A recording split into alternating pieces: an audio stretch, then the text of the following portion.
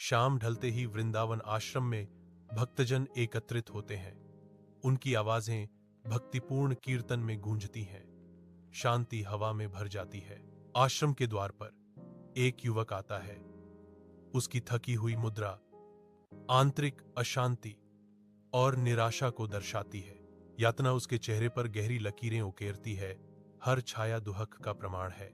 उसकी आंखें दर्द का सागर शांत दृश्य को खोजती हैं, सांत्वना या मुक्ति की तलाश में। पवित्र वातावरण युवा के आंतरिक दुहक के साथ तीव्र विरोधाभास करता है। हवा में एक मूक गुहार लटकी हुई है। वृंदावन आश्रम के अंदर श्याम प्रेमानंद जी महाराज के भजन गाते हुए उतरते हैं। उनकी आवाज दिव्य शक्ति से गूंजती है। मधुर कीर्तन आश्रम को भर देता है। हर नोट आध्यात्मिकता का प्रतीक है। एक युवक अलौकिक संगीत से आकर्षित होकर आगे बढ़ता है। उसका चेहरा गहरे आंतरिक उथल पुथल से अंकित है। आंसू उसके चेहरे पर बहने लगते हैं। उसका हृदय धीरे धीरे दिव्य के लिए खुल रहा है। कृष्णा कभी किसी को अकेला नहीं छोड़ते।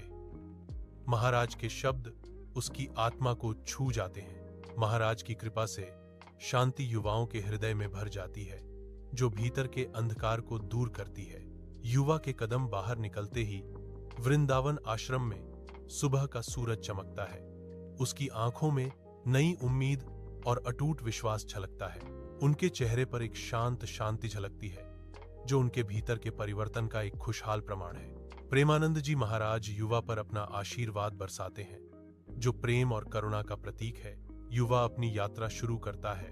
उसका दिल उम्मीद से भरा है। जीवन में एक नई दिशा की ओर कदम बढ़ाता है।